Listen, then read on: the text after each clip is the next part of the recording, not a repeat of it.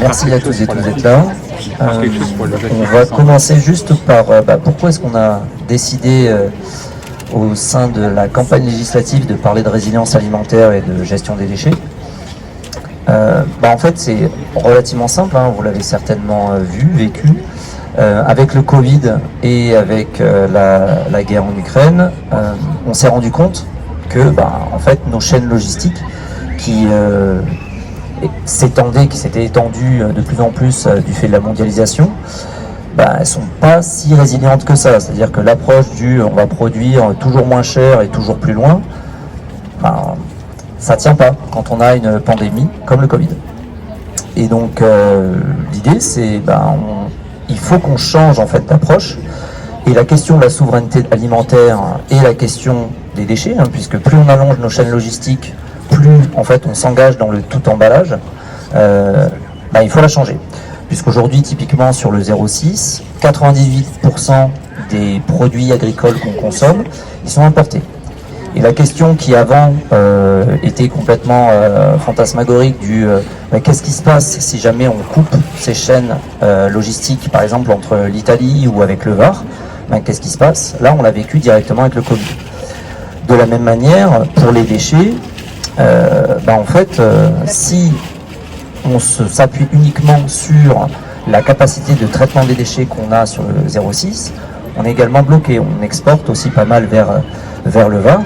Donc la nouvelle Union populaire, l'idée c'est toujours de proposer un plan qui soit cohérent, réfléchi et réalisable. Et pour ça, il faut considérer l'ensemble en fait de la chaîne.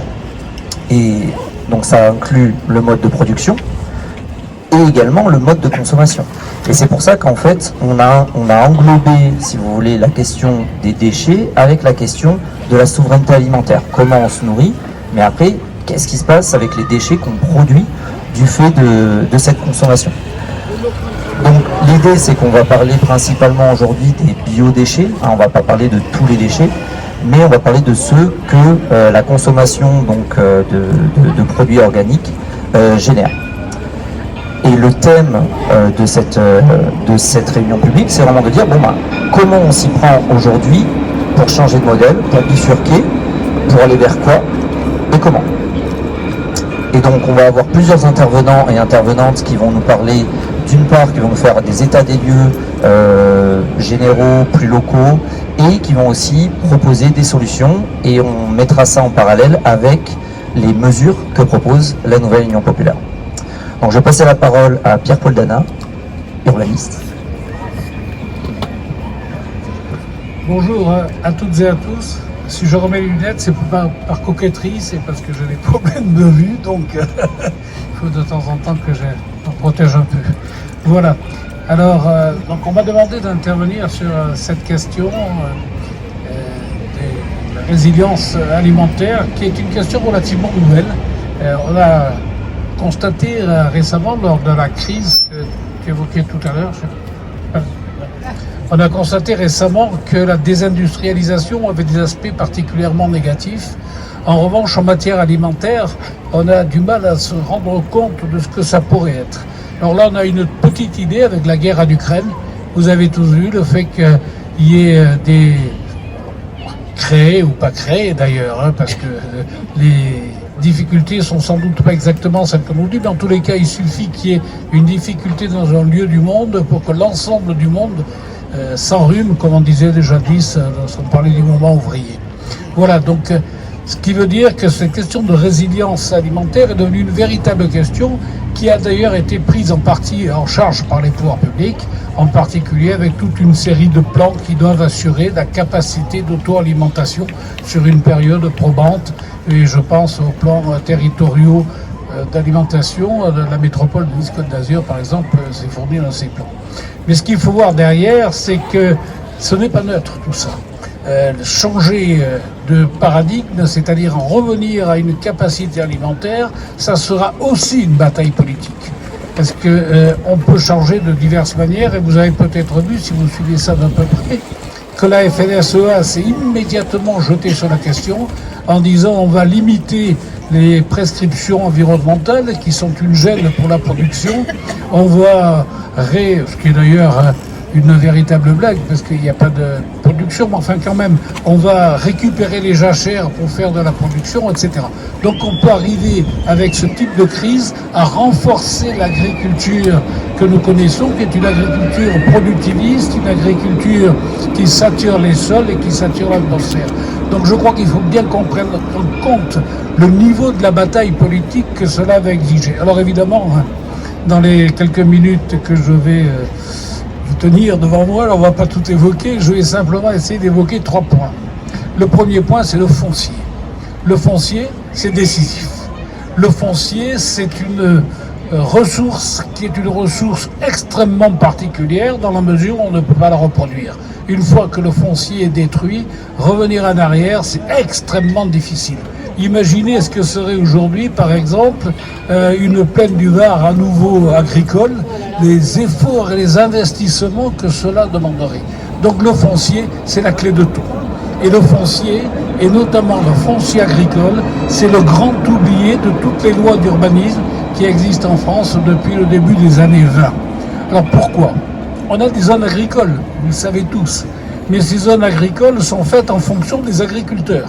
C'est-à-dire qu'en gros, on découpe les zones agricoles lorsqu'il y a encore des agriculteurs dessus, sans avoir d'une part la garantie que ces agriculteurs perdurent et qu'ils ne spéculent pas à terme sur ces terres-là, ce qui est extrêmement fréquent, notamment chez nous, la pression foncière est très forte.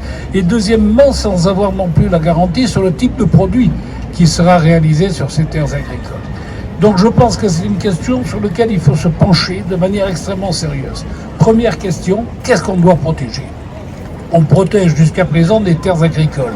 Qu'est-ce que ça veut dire des terres agricoles ? Je viens de vous expliquer rapidement que ça ne veut rien dire. Ce qu'il faudrait faire, c'est protéger les terres à valeur agronomique. Et pour ce faire, avoir une cartographie des terres à valeur économique. Imaginez une minute qu'on n'ait pas réalisé un audit général des champs pétrolifères du monde et qu'on fasse ça au petit coup, au bonheur, la chance. C'est exactement ce qui se passe en matière agricole. Et quand je dis aller faire un audit des terres agricoles, ça veut dire le faire de manière ouverte et non pas de la manière dont c'est enseigné dans les écoles d'agriculture, c'est-à-dire selon les standards de la productivité. Donc le faire avec des gens qui travaillent sur place pour aller voir qu'est-ce qu'on peut tirer de tel ou tel terrain. Par exemple, chez nous, vous le savez tous, les terres les plus favorables ont été largement mitées. Donc il va falloir travailler dans des secteurs différents, dans l'arrière-pays par exemple. Et pour travailler ce secteur-là, il faut voir de près quel type de produit on peut faire et qu'est-ce qu'on peut avoir comme investissement réalisé sur ce secteur-là, etc. Et donc évidemment en parallèle avec la préservation de la terre agricole, il y a la valorisation de la terre agricole. Depuis la nuit des temps, les Égyptiens, ils avaient travaillé de manière extrêmement fine pour que les crues du Nil ne soient pas dévastatrices, mais qu'elles permettent de valoriser les terres agricoles égyptiennes. Ben, c'est pareil aujourd'hui. Il va falloir faire un investissement important, notamment en ce qui concerne l'eau. On n'a pas le temps de s'étendre là-dessus, mais chez nous, ça a toujours été un problème. Vous connaissez tous Jean de Florette et compagnie. Ça a toujours été un problème. Ça risque de le devenir encore plus. Donc, quel type de culture on peut faire, comment, etc. Alors, il y a des solutions. Je ne vais pas me faire que des amis, quand même. J'ai une vieille habitude de ne pas me faire que des amis. Il convient de regarder de près et d'éviter les effets de mode. Notamment, je pense que certain nombre de pratiques qui ont eu le vent en poupe ne sont pas nécessairement adaptées à un secteur. Et ça peut marcher dans le bec d'Aluin en Normandie, où les terres sont de certaines sortes. Ici, et bon, donc il faut faire ça de manière extrêmement fine et en liaison, je le répète encore une fois, avec les gens du secteur. Ça me permet de venir à l'aspect formation des agriculteurs. J'ai été maire d'un petit village de l'arrière-pays pendant quelques dizaines d'années et je vous assure que j'en ai vu arriver des postulants agriculteurs. Mais j'en ai vu repartir aussi des postulants agriculteurs. On ne s'improvise pas agriculteur comme ça du jour au lendemain, et notamment chez nous, c'est particulièrement difficile, ces questions d'exploitation agricole. Et je pense qu'il faut réfléchir très finement, et ça c'est une question qui concernera directement les élus, il faudra réfléchir très finement aux formations agricoles. Depuis le CAP agricole, le lycée d'Antibes au plus bas niveau, jusqu'aux ingénieurs agronomes au plus haut niveau, et échapper en particulier à la standardisation, à la pseudo-scientifisation qui avait fondé les études depuis la fin du XIXe siècle et le début du XXe siècle. Il n'est d'agriculture qu'adapté à un lieu et à un secteur. On le voit par exemple aujourd'hui avec le maïs. On a mis du maïs partout, notamment pour nourrir les animaux. Le maïs, ça pousse pas partout. Le maïs a besoin d'eau, le maïs a besoin de chaleur, etc. Ça épuise les sols. Et donc voilà les difficultés que l'on se trouve. Donc je répète encore une fois, des filières adaptées et en liaison avec les gens qui pratiquent dans le secteur pour avoir cette subtilité, cette capacité de liaison à la nature. Voilà donc, si vous voulez, sur ce premier point, le foncier, l'exploitation du foncier. Deuxième point, les filières agricoles. Alors ça aussi, c'est la mode, hein. C'est une bonne chose, hein. Les circuits courts, etc. Bon, c'est bien. Et qu'est-ce qu'il y a derrière? Il faut regarder le prix derrière les circuits courts quand même. Lorsque j'étais maire dans mon village, j'ai reçu un certain nombre d'amis très sympathiques par ailleurs, hein, des écologistes urbains, qui venaient voir et disaient « Pourquoi vous ne faites pas des produits bio, quasiment bio à l'école ?» Eh mon petit, parce qu'on ne les produit pas, tout simplement. Hein. Donc aujourd'hui, dans les Alpes-Maritimes, faire des circuits courts, le véritable problème, c'est la capacité à répondre à l'offre. L'offre, la demande, elle existe, c'est pas un problème, c'est répondre à l'offre. Et lorsqu'on fait des circuits courts de ce type-là, il faut organiser aussi les agriculteurs. Et je vous assure qu'organiser les agriculteurs, peut-être pas tous, la nouvelle génération peut-être est beaucoup plus ouverte à ce genre de choses, mais je vous assure qu'organiser les moutonniers des Alpes-Maritimes, quand même, ça demande des pratiques de chiens de garde, de chiens de berger, pardon, c'est extrêmement difficile. Si certains d'entre vous le souhaitent, je vous raconterai quelques petites blagues là-dessus qui démontrent la difficulté de réaliser ça. Voilà donc sur les filières, alors là c'est pareil, regardez de près, en étant modeste, regardez de près ce qu'on peut faire. Moi allez, je vais vous raconter une petite histoire. Dans mon village, on s'appelle les panissiers. Alors, il paraît que jadis, on faisait de la panisse, donc pour faire de la panisse, il faut des pois chiches. Je n'ai jamais vu un pois chiche. Et pourtant, je ne suis pas jeune. Et mon père était paysan. Je n'ai jamais vu un pois chiche parce qu'on avait complètement abandonné les pois chiches. Et regardez aujourd'hui d'où viennent les pois chiches. Il y en a un peu maintenant au niveau national. L'essentiel des pois chiches, ça vient de Turquie. Donc vous imaginez, bon, par exemple, ce type de production qui pourrait être fait, redéveloppé en regardant de près, dans le détail, etc. Mais il y a vraiment un véritable problème à regarder là-dessus. Il y a des secteurs où on est plus avancé, donc on peut regarder, en espérant qu'il y ait des élus, des amis de l'année qui soient élus dans ce secteur-là.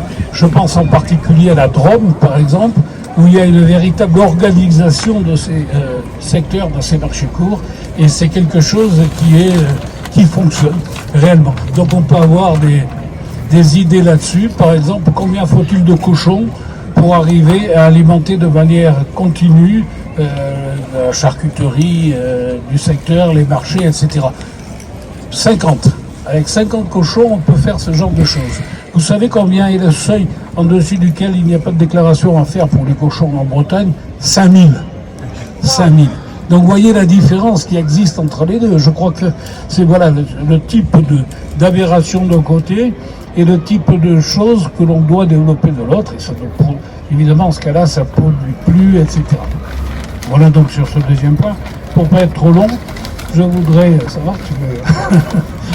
Pour ne pas être trop long, je voudrais développer donc un troisième point qui est la PAC. Alors la PAC, vous connaissez tous, enfin tous le nom au moins, hein, la politique agricole commune, c'est la première politique au niveau de l'Union européenne. C'est pas rien, hein, au niveau budgétaire et au niveau de la masse de production de documents, c'est la première. Alors l'origine de la PAC, vous le savez tous, on explique que De Gaulle avait voulu défendre les agriculteurs français.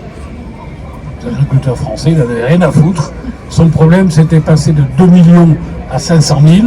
Et donc la PAC, ça a été conçu comme un moyen de concentrer l'agriculture, tout en évitant les mouvements sociaux trop violents. Et pour ce faire, donc, on a arrosé, on a acheté et on a favorisé les principaux agriculteurs, les principaux intervenants agricoles. Alors quand je dis les principaux agriculteurs, c'est pas obligatoirement des types sur leur tracteur, hein, les principaux agriculteurs.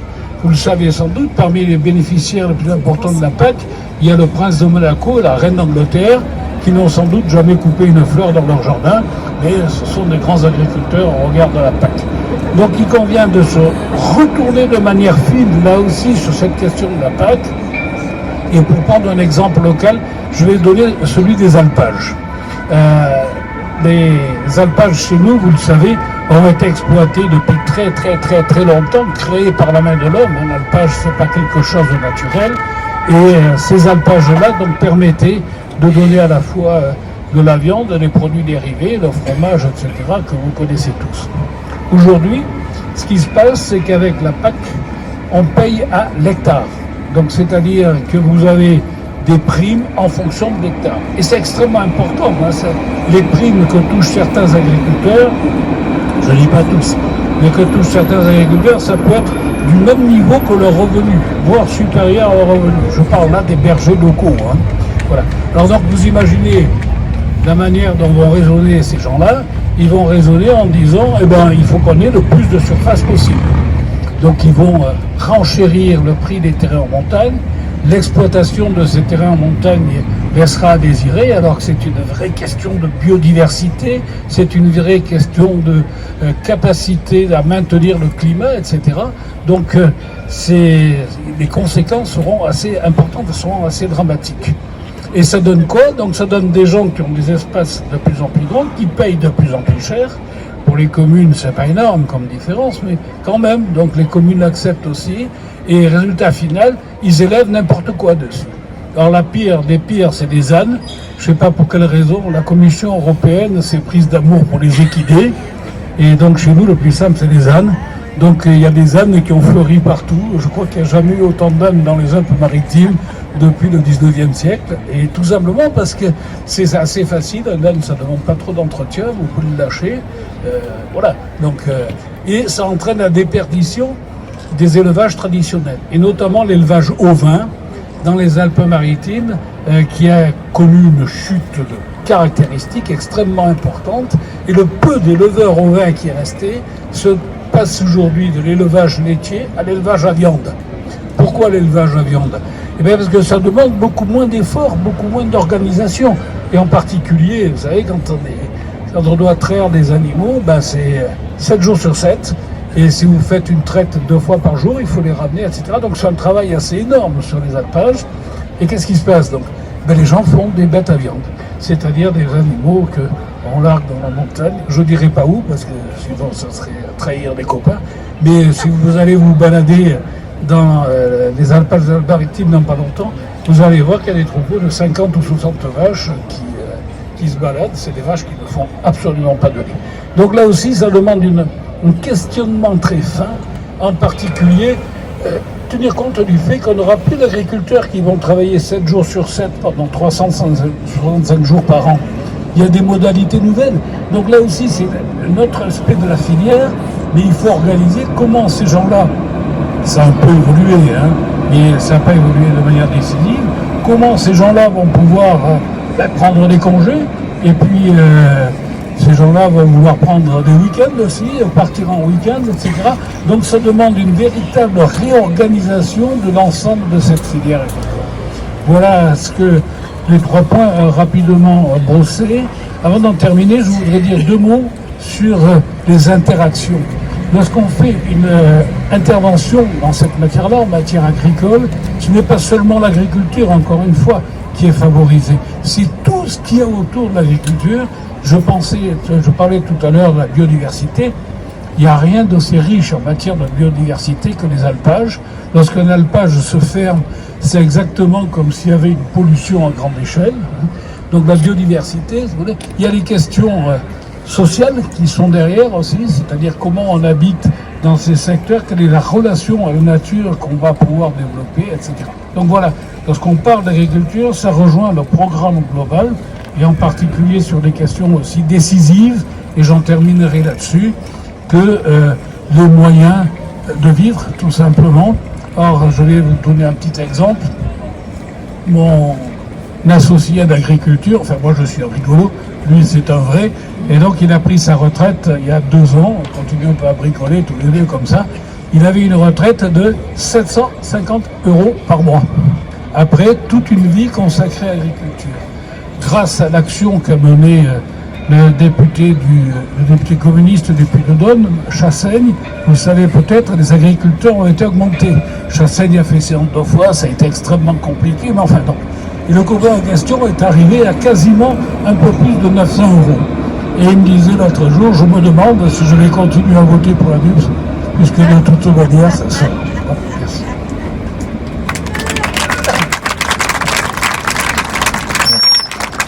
Merci Pierre-Paul. Maintenant, on va passer, une fois qu'on a parlé un peu de l'état des lieux général, on va passer à un témoignage donc d'un agriculteur d'ici, Nicolas. Je te laisse la parole. Merci Enzo, bonsoir à tous.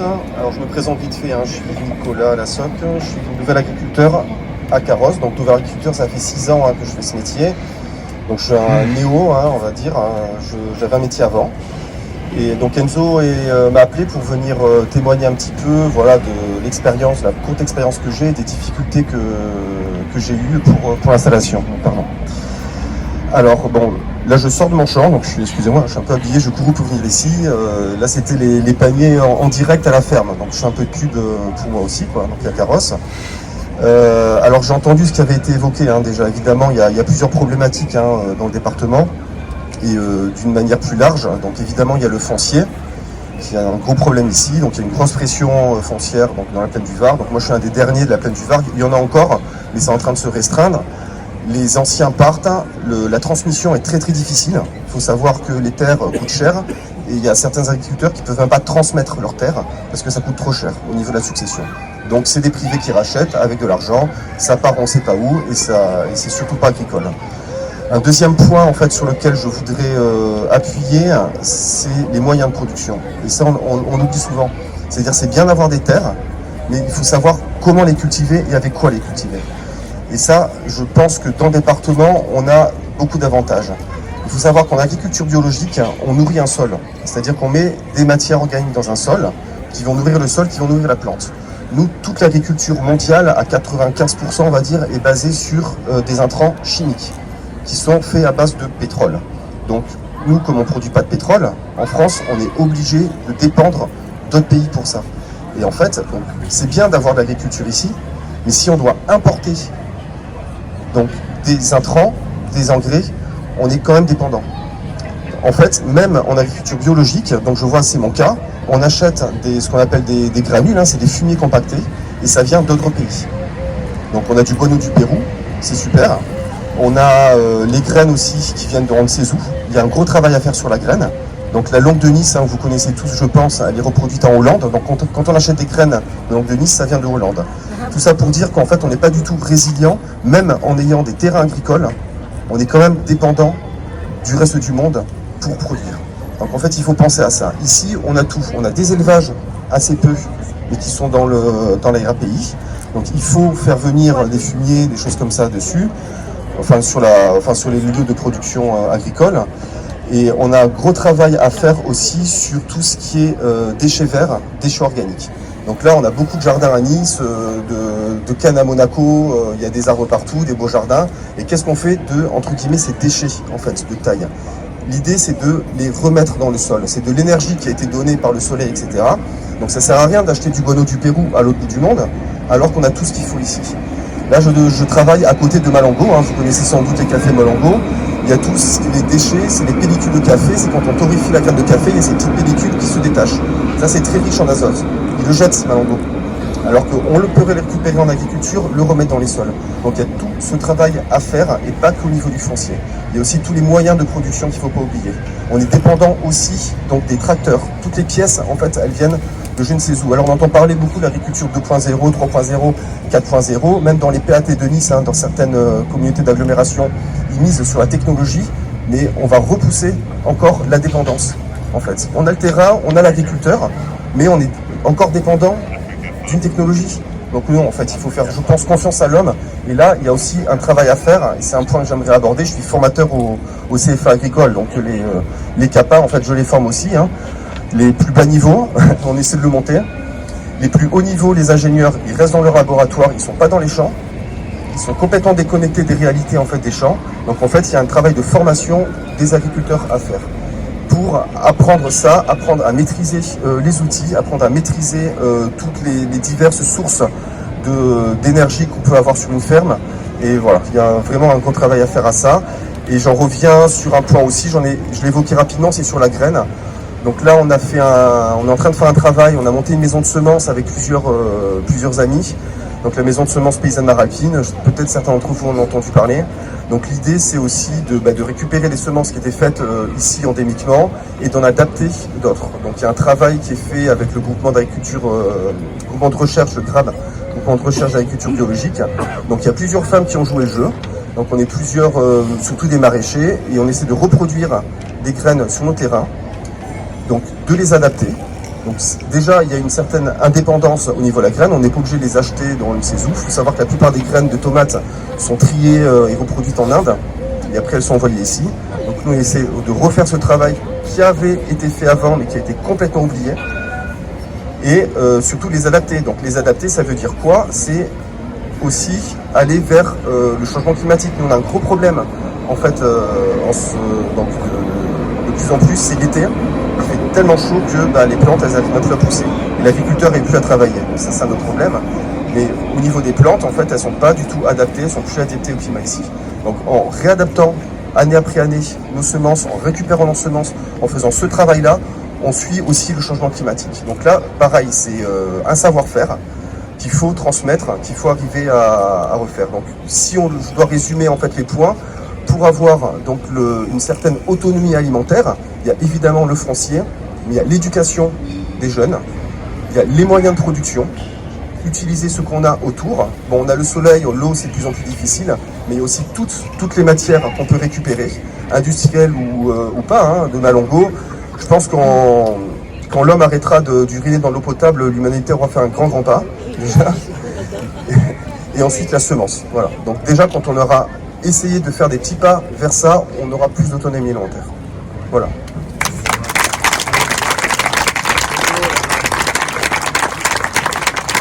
Alors je suis maraîcher, je cultive des légumes diversifiés en bio, quoi. Donc là... Alors c'est une toute petite superficie, donc la manière dont on travaille, c'est en planche permanente, donc en fait on est très peu mécanisé, enfin je suis très peu mécanisé, donc c'est tout à la main, donc c'est du fumier à transporter, c'est voilà, des heures et des heures à aller chercher des fumiers autour. Il y a le centre hippique de Nice qui est pas loin, heureusement, je reprends les pellicules de café de Malongo, et donc il y a moins d'un hectare cultivé, et j'embauche 2 personnes, j'ai un chiffre d'affaires pour tout dire dans les 12 000 € l'année dernière, et j'arrive à me sortir un salaire convenable. Donc on y arrive, c'est possible, sur une toute petite surface. Le problème, c'est qu'il faut trouver les gens pour faire ça aussi. Donc sur une petite surface, ça demande beaucoup de personnes. Et les gens ne sont pas formés pour ça.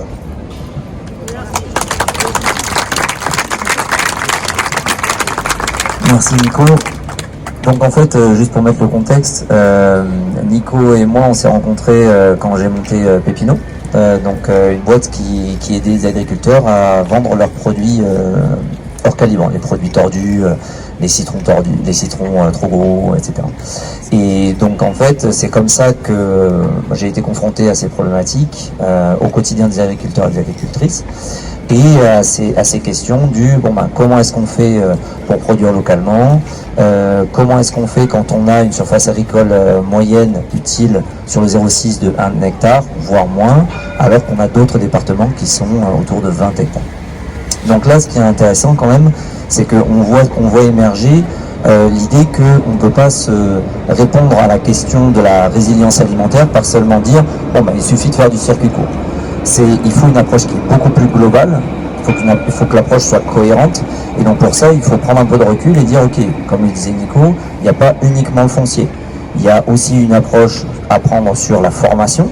Et donc c'est pour ça que dans le programme de la Nouvelle Union Populaire, on dit c'est bien, on veut faire les cantines bio et gratuites, mais comment est-ce qu'on alimente ces cantines? Il nous faut 300 000 agriculteurs et agricultrices de plus. Et comment est-ce qu'on forme ces gens? Il nous faut des lycées agricoles. On en a un à Antibes, mais il nous en faut beaucoup plus. Il nous faut des gens qui sont capables aussi de former.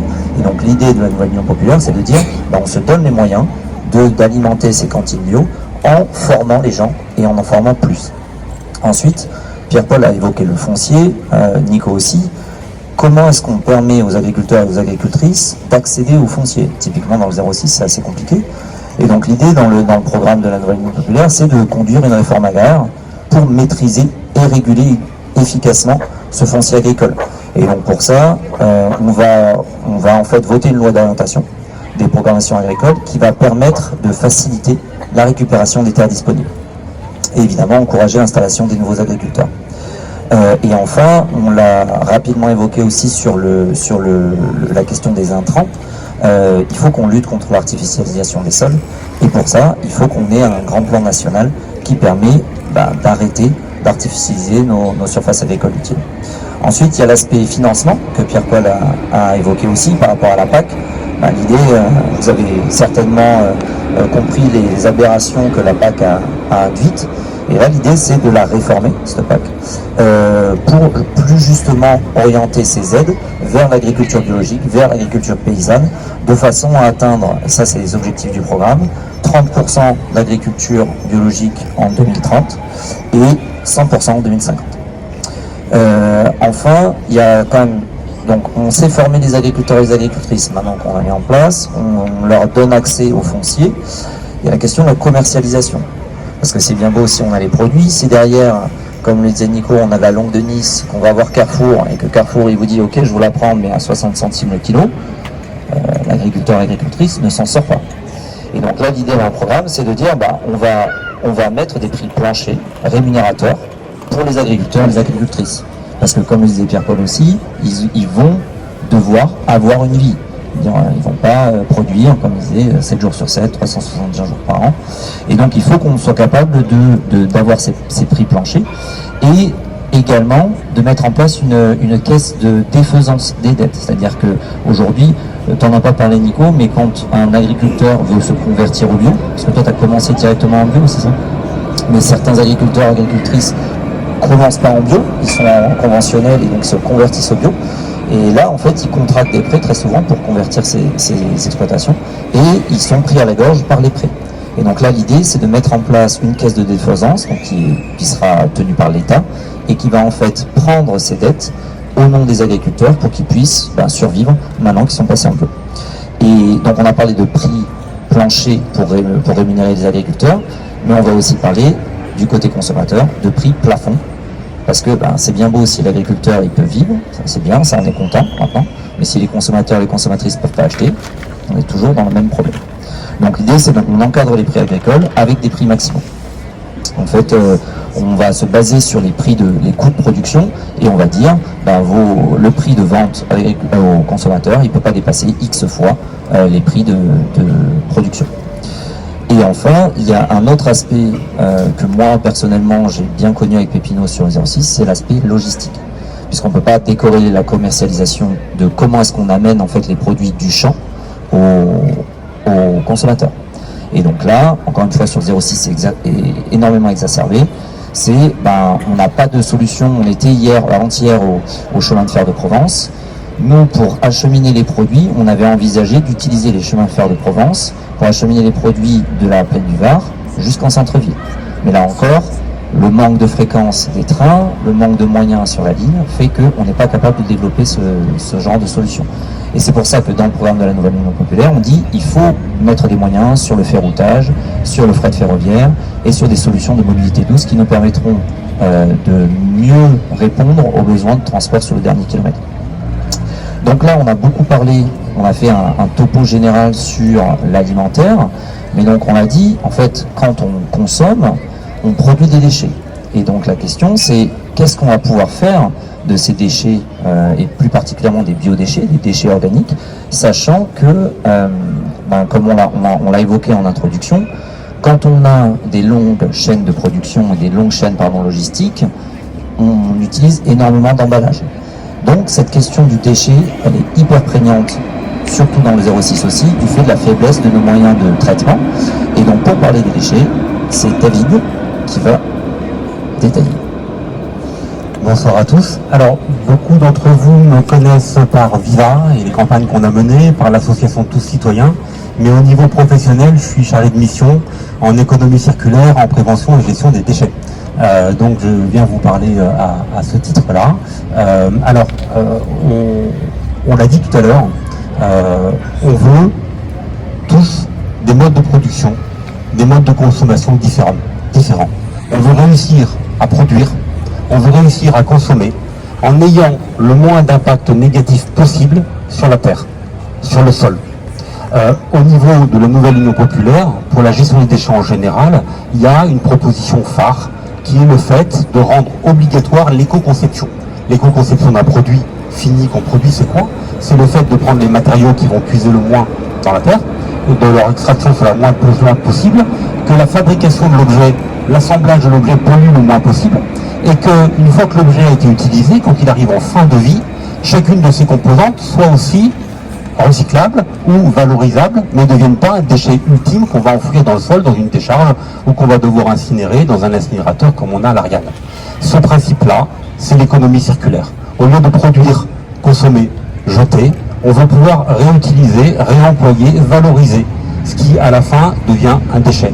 Et le programme de la Nouvelle Union populaire veut poser l'éco-conception comme obligatoire. Et ça change tout. Alors maintenant, en matière de biodéchets et de déchets alimentaires, ça veut dire quoi? Ça veut dire que les déchets, là, on essaye d'avoir des circuits courts, on essaie d'avoir du bio, on essaie d'avoir une gestion la plus naturelle et la plus saine possible des terres agricoles. Mais on va automatiquement produire des déchets organiques. Et justement, Nicolas l'a dit tout à l'heure, ces déchets, ce sont des matières organiques. C'est encore du vivant, c'est des déchets putrescibles. Ils vont rentrer en putréfaction, ça va macérer, et donc il y a des organismes vivants dedans. L'idée, c'est le retour à la terre. Ces déchets-là n'ont rien à faire dans un incinérateur. Prendre des restes alimentaires, prendre des invendus alimentaires, prendre des déchets verts, de branchage, de feuilles, de pelouse qu'on a tondues, et les incinérer, c'est une aberration écologique. Ça n'a rien à faire dans un incinérateur, ça n'a rien à faire en décharge. Ces produits-là, ces matériaux, ces déchets organiques doivent retourner à la terre. Et s'ils reviennent à la terre et qu'ils enrichissent le sol, et ben du coup on reproduit un cycle naturel et la matière organique revient au sol. Donc l'idée c'est ça. Et on a une chance importante, c'est qu'arrive une échéance légale, une obligation légale décisive. Ça veut dire que c'est un petit peu l'Europe quand même qui a obligé la France à le faire. Mieux comme ça? D'accord. C'est l'Union européenne qui a raccourci les délais, qui a dit à la France maintenant ça suffit. Donc, en fait, les collectivités territoriales comme la métropole, toutes les intercommunalités, vont avoir l'obligation légale de faire le tri à la source des biodéchets. Pourquoi? Pour que les déchets organiques n'aillent pas dans la poubelle grise. Aujourd'hui, vous avez deux poubelles. Vous avez la poubelle jaune, c'est les emballages à vos centres de tri. On essaie de recycler ce qu'il y a à l'intérieur. La poubelle grise, comme on mélange dedans des déchets organiques avec des déchets secs, les déchets secs, ils sont perdus, on ne peut rien en faire, ils sont mélangés avec les matières organiques, et donc, tout part à l'incinérateur. Donc, le but, c'est de sortir au maximum tout ce que vous avez dans la poubelle grise. Dans la poubelle grise, on a encore du verre, alors qu'il y a des bacs pour le verre. On a encore des cartons, alors qu'il y a des bacs pour le carton. On a encore des plastiques, alors qu'ils devraient partir dans la poubelle jaune. Et on a les matières organiques, sauf que pour l'instant, on ne propose pas à tous les habitants des bacs ou du compost ou quelque chose pour les matières organiques. Et bien, à compter du 1er janvier 2024, pour tous les particuliers, les collectivités auront l'obligation de proposer le tri à la source des biodéchets. Alors pour les gros producteurs, c'est 2023, pour les particuliers, c'est 2024, mais qu'est-ce qui va se passer? La question, elle est là. On a l'habitude des lois environnementales. On a l'habitude de lois qui sont très bien. Regardez le Grenelle de l'environnement. Le Grenelle de l'environnement, il y avait des mesures qui étaient très très positives et qui n'ont jamais été appliquées. 60% des mesures du Grenelle n'ont pas été appliquées parce que les décrets d'application n'ont jamais été sortis, n'ont jamais été publiés.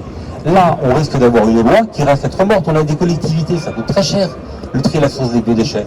Si on ne leur dit pas maintenant avec un décret, si vous ne le mettez pas en place, vous allez avoir tant de pénalités, ils vont freiner. Donc on va avoir besoin maintenant de s'assurer que cette loi rentre réellement en vigueur.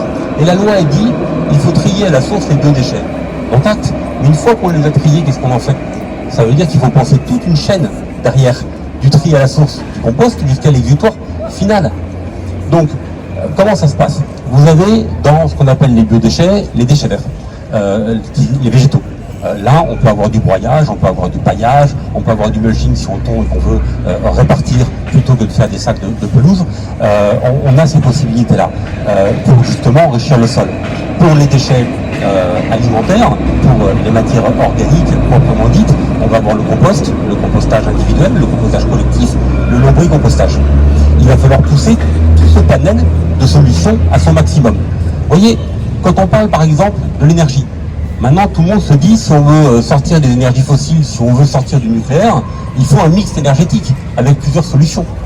Si on veut aujourd'hui sortir de l'incinération et de l'enfouissement des déchets, et que ne soient incinérés, ne soient enfouis que les déchets réellement ultimes, dont on ne peut strictement rien faire d'autre, il faut aussi planifier et organiser la sortie de l'incinération et organiser la sortie de l'enfouissement au maximum. Et donc il faut développer tout ça. Or, les déchets, les biodéchets, ça pèse entre 20 et 25%, parfois jusqu'à 30% d'une poubelle grise. Donc ça veut dire qu'il y a un quart à un tiers de la poubelle grise qui n'a rien à y faire, qui doit être extraite et qui doit être traitée différemment et qui doit, si possible, venir enrichir le sol de façon naturelle en devenant du compost.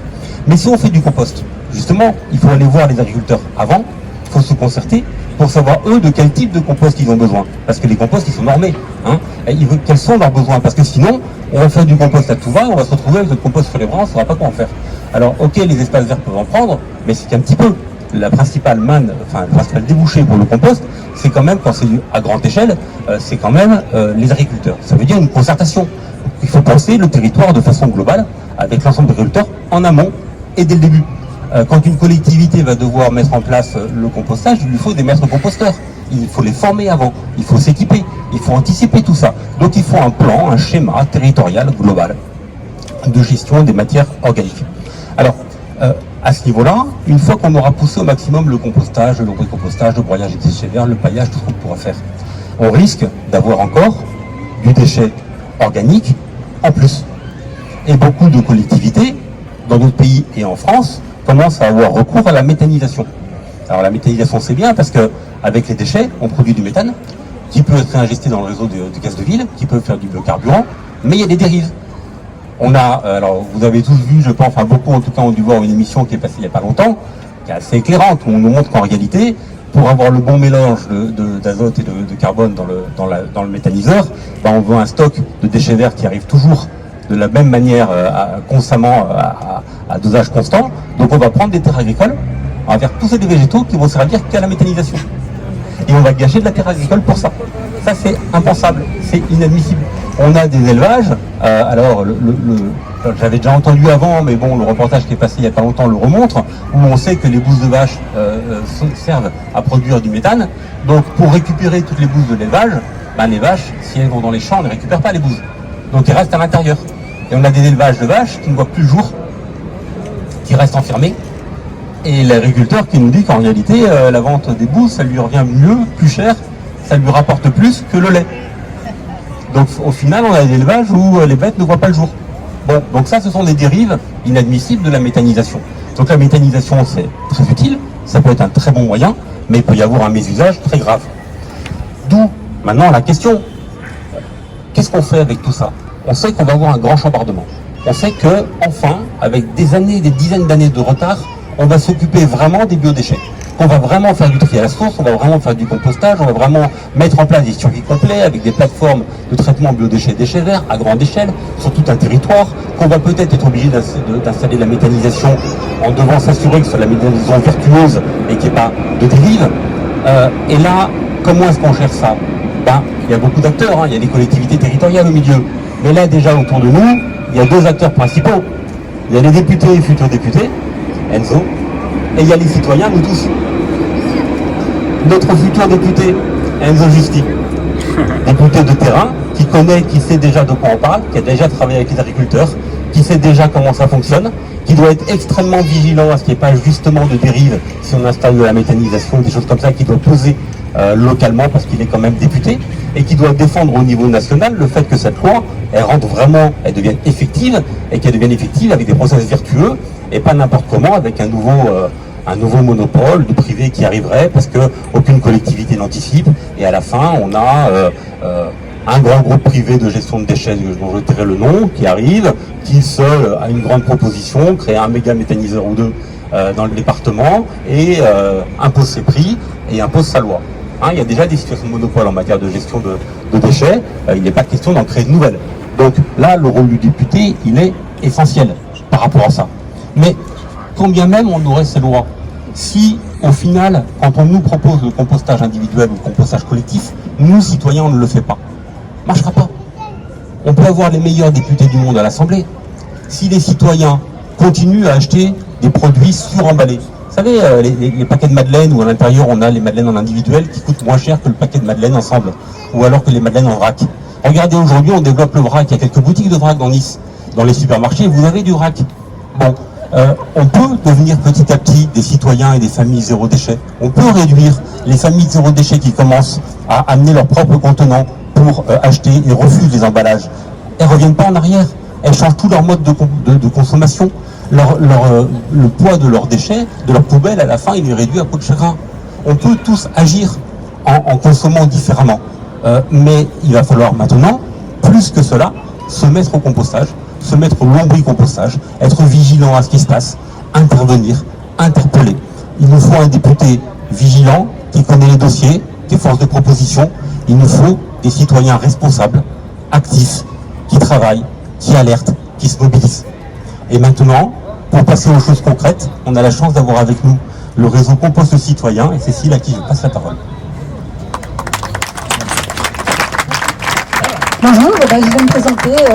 Déjà pour commencer, je suis Cécile et j'ai créé il y a une quinzaine d'années une petite entreprise qui s'appelle Apis mellifera, qui travaille dans la transition écologique.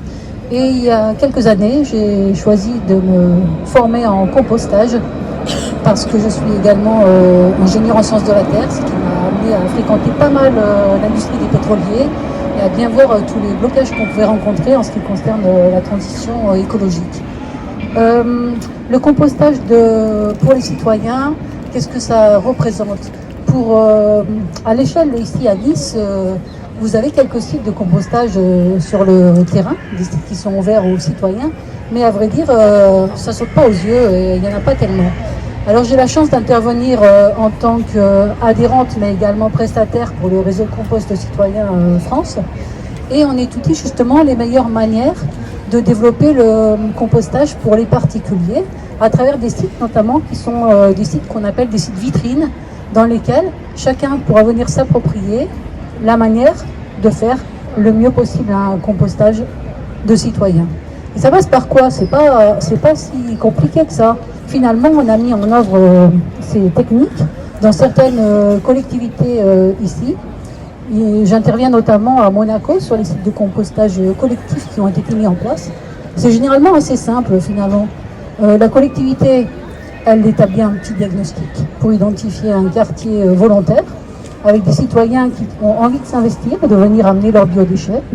Moi j'interviens ensuite pour valider le dimensionnement, les emplacements. Ensuite la collectivité à nouveau revient vers les citoyens, leur donne une mini-formation. Bon, auparavant j'ai formé la collectivité afin qu'elle sache quelles consignes donner. Et ensuite, le projet démarre tout simplement.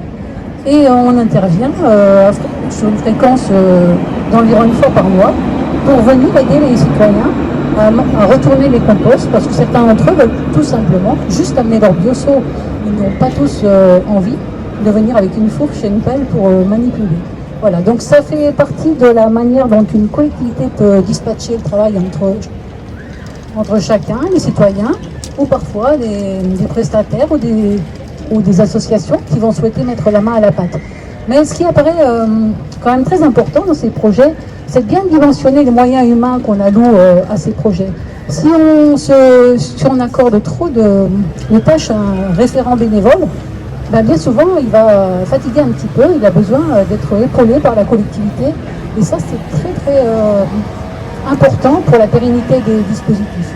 Voilà. J'accompagne également des sites de compostage en établissement, donc ce sont des sites privés. Et là, le recul que j'ai de ces expériences, c'est que une des approches que pourrait avoir un député qui interviendrait, ça serait d'aider les citoyens à s'approprier tout ce qui est retour à la nature. Je me suis aperçue à de nombreuses reprises, et aussi parce que je travaille avec des psychologues qui aident les enfants, que finalement, beaucoup de personnes sont parfois éloignées des choses de la terre.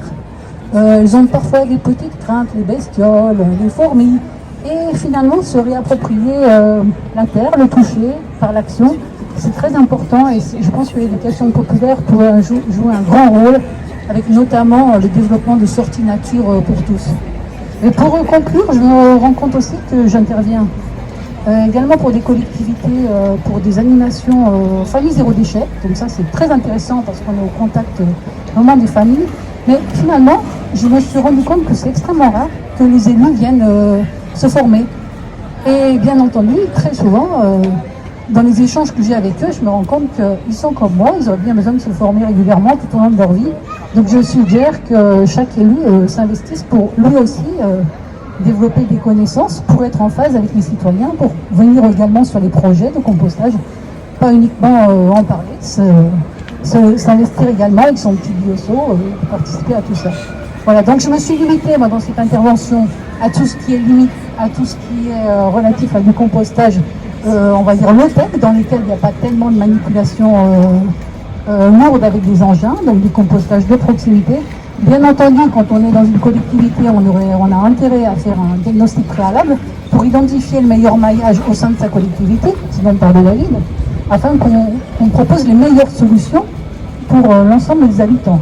Quand on est dans un quartier avec une très forte densité de population et très peu d'espace vert, si les solutions de compostage sur place ne sont pas envisageables, rien n'empêche d'imaginer des solutions de pré-compostage, par exemple, où les citoyens viennent tout simplement apporter leurs déchets, mettre une petite couche pour neutraliser les démarrages de fermentation. Et on peut imaginer que les employés municipaux viennent ensuite apporter ces déchets à proximité des communes. Il y a également d'autres solutions qui ne sont pas si lourdes, ça reste encore des low-tech, et vous avez tous bien compris que finalement, ce qui est très coûteux dans les déchets, c'est tout ce qui est relatif au transport et au traitement. Donc toutes les solutions de base qui restent exploitées les gisements à la batte seront les moins onéreuses et les plus intéressantes pour les citoyens et les collectivités. Voilà, je vous remercie, puis si vous avez des questions, n'hésitez pas. Alors, déjà un élu à former, Jean-Christophe, qui est là et qui sera volontaire, et un futur député. Merci Cécile. Donc comme Cécile le disait, hein, là, on a fait vraiment un focus sur un certain type de solutions pour les déchets. Évidemment, il y a d'autres types de déchets à gérer, d'autres types de solutions qui sont proposées dans le programme de la nouvelle Union populaire, avec l'idée de l'interdiction évidemment des emballages plastiques à usage unique, mais surtout, comme le disait aussi David, c'est on prend du recul, on prend une approche globale et on dit on va aller on va aller résoudre le problème à la source, on met en place de l'éco-conception obligatoire et après on met en place aussi des solutions de réparation avec un service public de réparation. Et on était hier au lycée professionnel de Pasteur qui justement est un des maillons essentiels aussi de cette approche de la réparation. Donc aujourd'hui, se séparer ou du moins ne pas investir dans les filières professionnelles, c'est aller contre notre objectif de lutter contre l'obsolescence programmée et de mettre en place l'éco-conception. Donc on va avoir Mireille, tu veux d'abord conclure ou tu veux d'abord prendre les questions? Ok, bon ben, est-ce que vous avez des questions? Ça a été très très clair. Ah, si, une question. Concrètement, qu'est-ce que vous allez faire? Donc la question du monsieur, c'est vous allez investir dans les lycées professionnels, concrètement, qu'est-ce que vous allez faire? C'est bien et ça me touche beaucoup. Bien que ça intéresse, merci.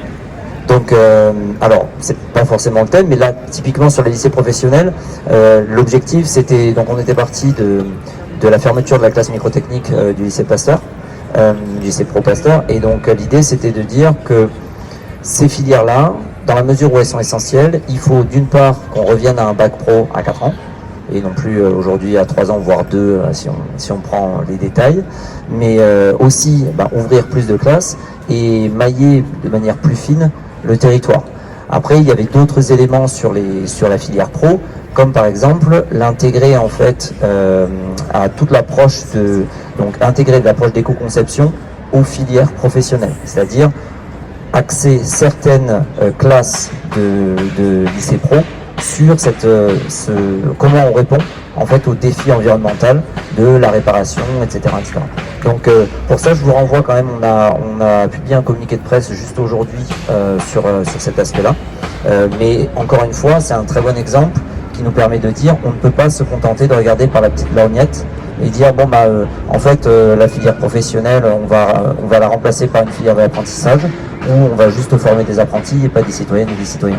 L'objectif c'est de dire comme sur la filière alimentaire, on a un problème en sortie qui est on n'a pas assez de produits localement pour les consommateurs et les consommatrices, ils n'y arrivent pas à y accéder, les producteurs ne peuvent pas survivre, on ne peut pas juste dire bon il n'y a qu'à Faucon. Il faut qu'on prenne l'approche de manière beaucoup plus globale en disant bon la filière en amont c'est la formation, etc. etc. D'autres questions? Oui, madame. Oui, moi j'avais une question sur justement le recyclage des déchets.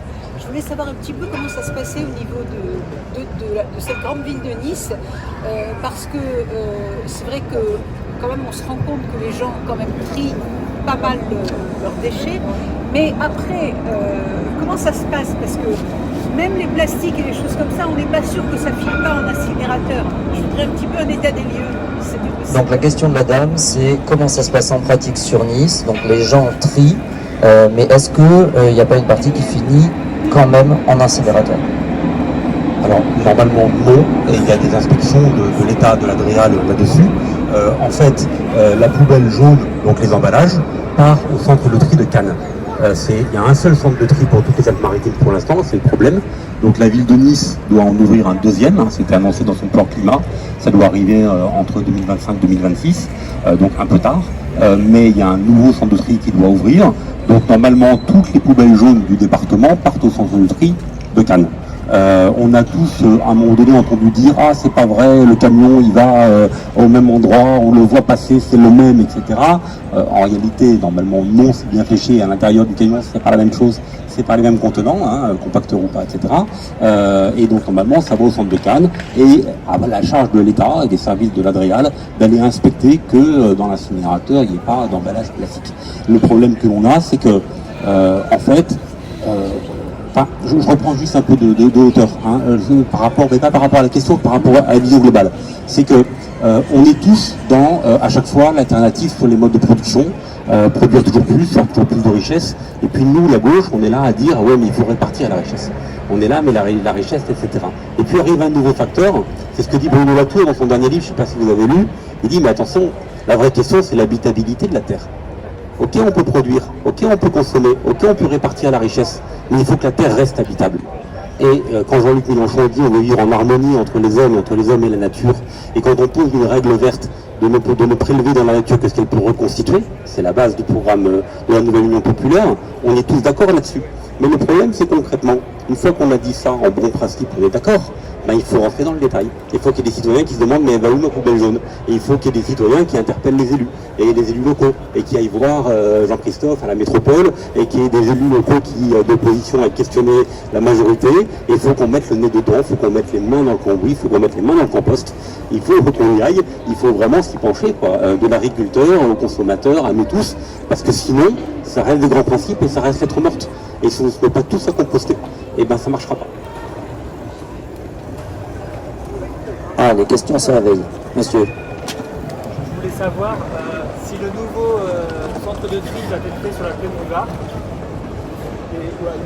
ou ailleurs. Et j'avais une deuxième question, c'est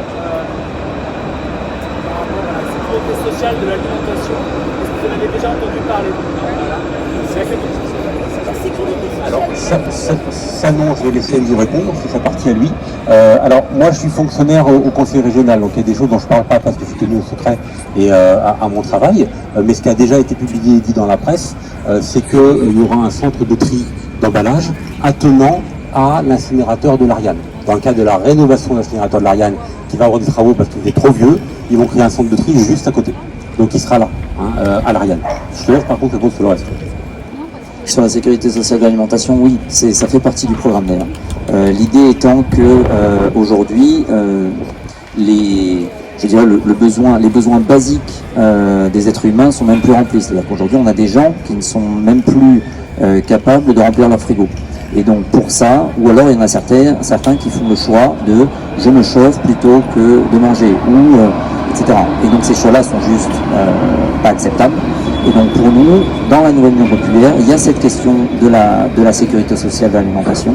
Et c'est un concept, je crois que la mise en place, l'objectif c'est de faire une expérimentation d'abord sur une petite échelle et après de la généraliser au niveau national. Mais c'est certainement dans les tuyaux du programme.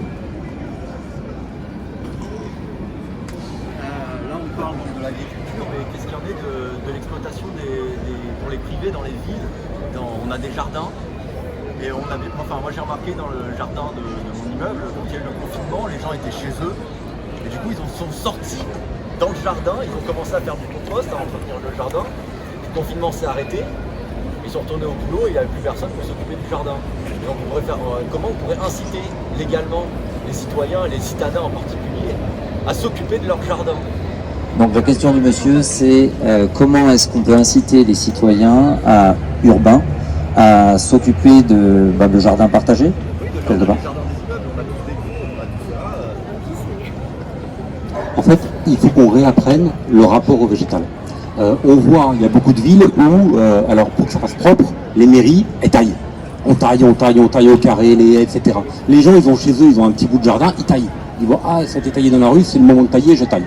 En fait, on ne réfléchit pas au type d'arbres, aux essences d'arbres que l'on met, qui vont consommer moins d'eau, qui vont avoir moins de feuilles ou moins de déchets végétaux qui vont tomber. On ne réfléchit pas à la fréquence de la taille, à la fréquence de la ponte. Aujourd'hui, des gens qui tombent dans le gazon et qui amènent les sacs de gazon en déchetterie, c'est une aberration. Dès qu'on a un espace suffisant, le gazon retourne au sol. Alors le mulching, vous savez, c'est un petit appareil qu'on met sur la tondeuse et qui redispatche, qui réenvoie en tout petits morceaux le gazon pondu. Et ça revient au sol. Alors c'est humide pendant 2 jours, mais ça nourrit le sol et on n'a pas besoin de faire des sacs de gazon. Donc il faut réapprendre aux citoyens le rapport au végétal, y compris dans justement ces espaces collectifs. Oui, vas-y. Ils connaissent déjà, parce que ça s'est bien vu pendant le confinement, les gens étaient chez eux et ils sont occupés de leur jardin. Alors justement, le problème du confinement, c'est qu'on a eu, arrivé aux horaires d'ouverture des déchetteries qui étaient réduites, et quand elles ont ouvertes, des tas de gens qui ont ramené toutes les branches qu'ils avaient taillées partout, parce qu'il fallait s'occuper, donc pour eux s'occuper c'était tailler, tu vois. Et pour eux c'était tondre et surtondre pour que ce soit nickel, ils avaient un peu que ça à faire. Et donc on a eu, en clair, on a des territoires où on a moins de surface espace vert qu'avant, mais on a plus de déchets verts qui arrivent. Parce que les gens tondent et surtondent et coupent et recoupent, tu vois. Donc il faut réapprendre complètement le rapport à ça, faire de la pédagogie, expliquer. Après les syndics de copropriété, la plupart du temps, ils prennent une entreprise qui passe et qui taille à ras, donc il faut exiger. Il faut que s'il y a des personnes qui sont propriétaires, dans le syndic de copropriété, elles aillent voir et elles disent non, moi je veux pas qu'ils me rasent complètement l'arbre et qu'ils mettent 2 ans pour repousser, pour être tranquille, avoir moins à passer. Je veux que, on mette nous, citoyens, le nez dedans et qu'on aille voir ce qui se passe sur les jardins partagés, sur les espaces communs et sur les jardins. Il y a des questions qui arrivent. Alors on va en prendre 2 et après on... La maison de l'environnement, je sais qu'ils font des choses, mais à part ça... Donc la question c'est comment est-ce qu'en fait on se forme sur ces éléments-là. Et madame? C'est pas une question, c'est une idée. D'accord. Bon, alors d'abord on répond à la question et après... Oui, c'est le rôle des mairies et c'est le rôle des associations. Donc il y a les pouvoirs publics, ça veut dire les mairies, la maison de l'environnement du département qui sont là pour ça. Il y a les associations, comme on a réseau Compost des citoyens, il y a beaucoup d'associations. Et puis il y a nous, citoyens, qu'est-ce qu'on fait? À quelle table on va porter nous? On va taper nous pour avoir des infos. Parce que là, il faut qu'on se prenne par la main, je vous disais, des citoyens responsables. C'est ça, c'est à nous aussi de nous informer, d'aller voir, il y a quantité d'associations qui réapprennent ces choses-là, le paillage, le mulching, il y a beaucoup de choses qu'on peut faire quand on a un petit bout de jardin et autres, vraiment simplement. Et il y a beaucoup d'associations qui sont à disposition pour ça. C'est le rôle de l'éducation populaire associative, mais côté végétaux et côté déchets, et environnement. Et au niveau des écoles, oui, bien sûr. Alors il y a des jardins maintenant dans les écoles, et c'est vrai que les futures générations sont mieux formées que nous. On est un peu les anciens. C'était par rapport au choix des mots, et ça me faisait penser à ce que vous disiez aussi, le pouvoir d'achat, que vous parliez plutôt de pouvoir de vivre, de bien vivre. Et donc là, par rapport au zéro déchet, je me demandais si c'était pas mieux de parler de zéro gaspillage. Parce que le déchet, il y en aura malheureusement toujours. Alors que le gaspillage, ça renvoie quand même à la notion de consommation, de société de consommation, et de parler un peu de sobriété aussi dans la manière d'acheter. Je trouve que ça donne une dimension plus politique, le zéro gaspillage plutôt que le zéro déchet. De toute façon, aujourd'hui, déjà ne serait-ce que de parler de gaspillage, ça rentre maintenant un peu dans la tête des gens, mais il a fallu du temps. C'est-à-dire que même, là pour le coup, on va plus parler des agriculteurs. Parler de gaspillage avec les agriculteurs, c'est compliqué. Donc déjà, le mot de gaspillage est compliqué. Donc au niveau des consommateurs, je pense que maintenant le terme de zéro déchet a bien fait son chemin. D'ailleurs, je pense qu'on a il semble avoir vu des gens de zéro déchet quand même, dans l'Assemblée. Mais pour moi, le concept de zéro déchet, on a par exemple Vence Initiative Environnement qui maintenant c'est quand même bien généralisé, des familles comme disait David, zéro déchet. Donc je pense que c'est un concept qui émerge. Alors après j'entends la question sur le zéro gaspillage, puisqu'au final c'est plus pour moi parce que on parle de le meilleur déchet c'est celui qu'on ne produit pas. Et donc au final, est-ce que la conception de gaspillage, typiquement produire un film plastique pour emballer, on pourra pas c'est pas du gaspillage au final, quand on l'a. Donc il faut qu'on évite de le produire tout court, plutôt que de dire qu'on le gaspille.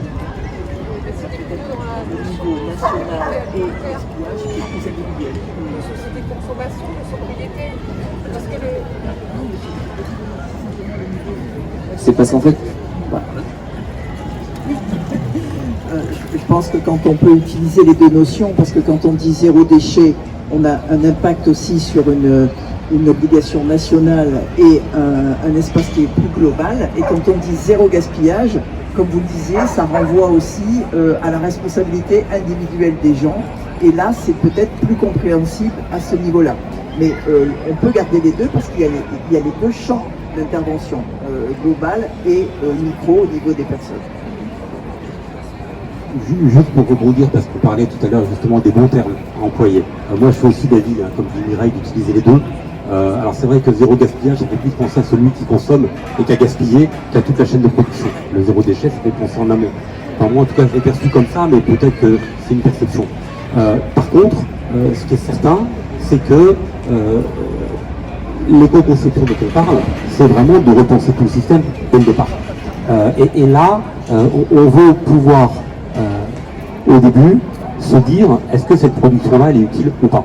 Alors, je vous ai parlé tout à l'heure de recyclage, je vous ai parlé d'économie circulaire. L'économie circulaire, moi, c'est ce que j'ai appris quand j'ai fait mes formations environnementales. Pour autant, maintenant, c'est une notion qui est contestée. Parce que certains disent, en fait, quand on dit économie circulaire, tout se recycle tout le temps, on a l'impression qu'on peut produire, c'est pas grave, ça va se recycler. Et que s'il y a le miracle du recyclage, on peut produire plus, et on va épuiser la terre. Donc il faut économiser les ressources.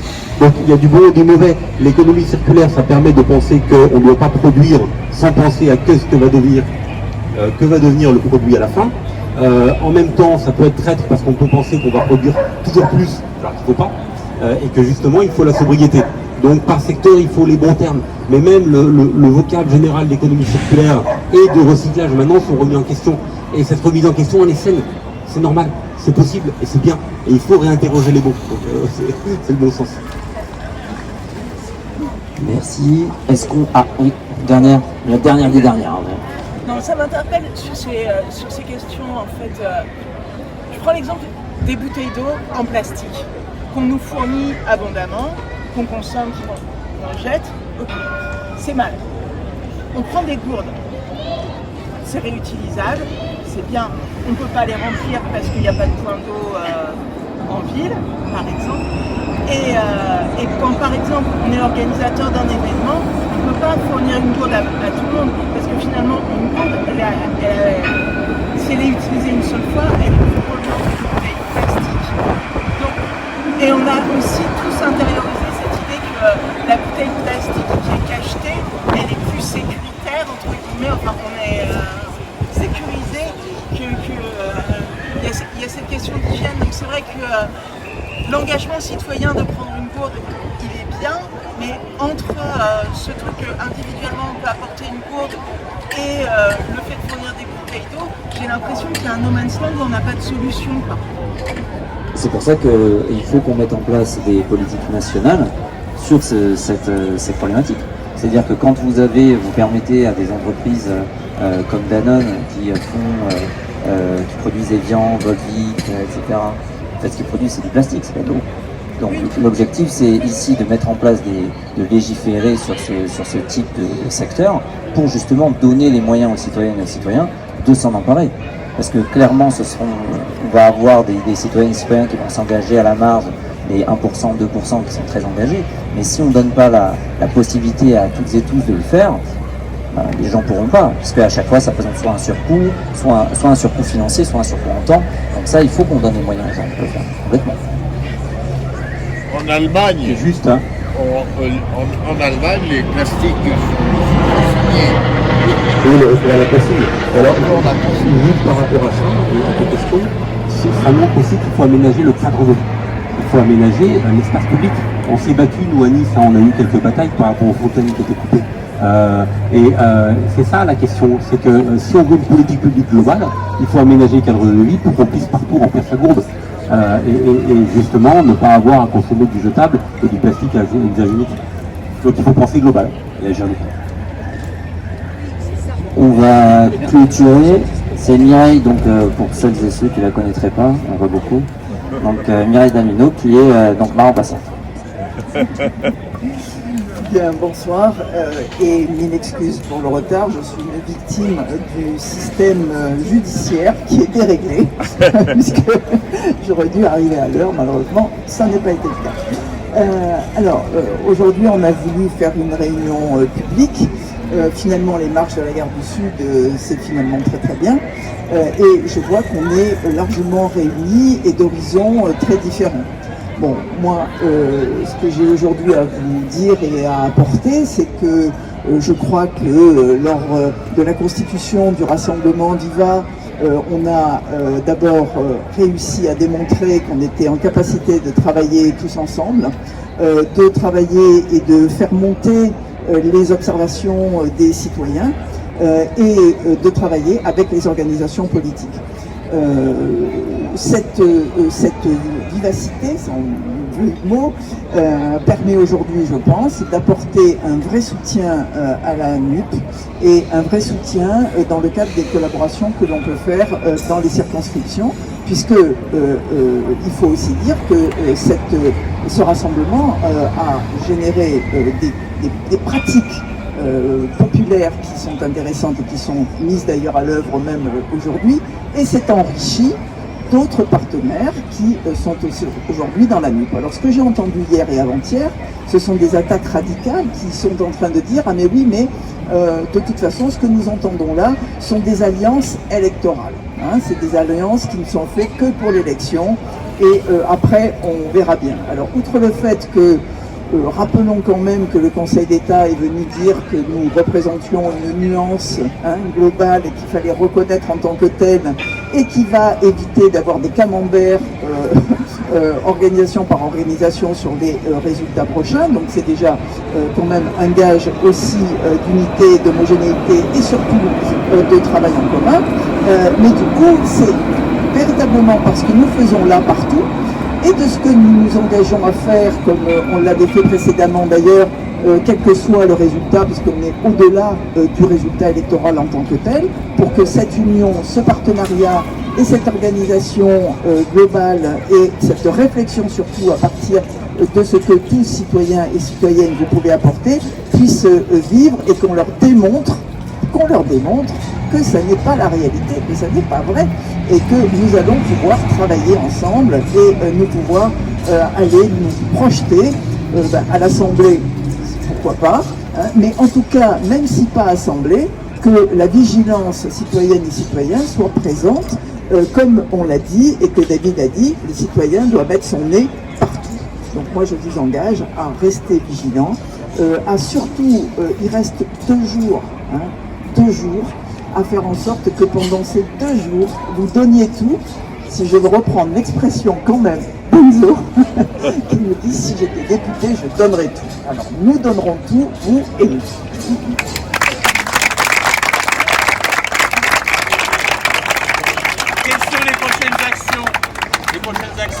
Alors les prochaines actions, demain on a pas mal de tractages écoles. Donc là l'idée c'est d'être présent sur les écoles parce qu'il y a quand même, je tiens à le rappeler, beaucoup de gens qui ne sont pas au courant qu'il y a des élections, pour être possible. 2017, on avait eu 60% d'abstention quand même au deuxième tour. Donc il y a beaucoup de gens qui n'iront pas voter. Notre objectif ici c'est de rappeler aux gens de voter et de faire voter. Parce que si les gens vont voter, on passe et on gagne. Donc aujourd'hui en face ils le savent. Et c'est pour ça qu'on va multiplier les actions juste en fait de rappel aux citoyennes et citoyens qu'on a ces élections. Donc au niveau des écoles, après il y a également vendredi on organise une vélorussion. Alors pour celles et ceux qui ne connaisseraient pas, c'est assez drôle, on décore les vélos avec des tracts et des drapeaux et en fait on se balade. Voilà. Donc l'idée c'est que cette vélorussion elle soit convergente. Donc on va partir des 3 circonscriptions qui sont sur Nice, à savoir la 1, la 3 et la 5. C'est-à-dire on va avoir un départ de l'Ariane, on va avoir un départ de Nice Nord et un départ des Moulins. Et en fait ces 3 convois de vélos vont sillonner la ville et se retrouver ici même, où vendredi soir on aura une grande fête, un apéro géant ici même. Et donc après l'apéro, donc on aura des chanteuses et des musiciens. Et après de jeunes musiciens et de jeunes chanteuses aussi. Et on ira après cet apéro géant en tractage massif jusqu'à minuit, heure finale de clôture de la campagne. Voilà, donc si vous ne savez pas quoi faire dans les prochains jours, n'hésitez pas à attraper un tract, à parler autour de vous, mais même juste parler avec les gens. C'est vraiment le premier outil qu'on a aujourd'hui, puisque notre objectif c'est de convaincre, et donc parler du fond, toujours du fond. Merci à toutes et à tous d'être venus.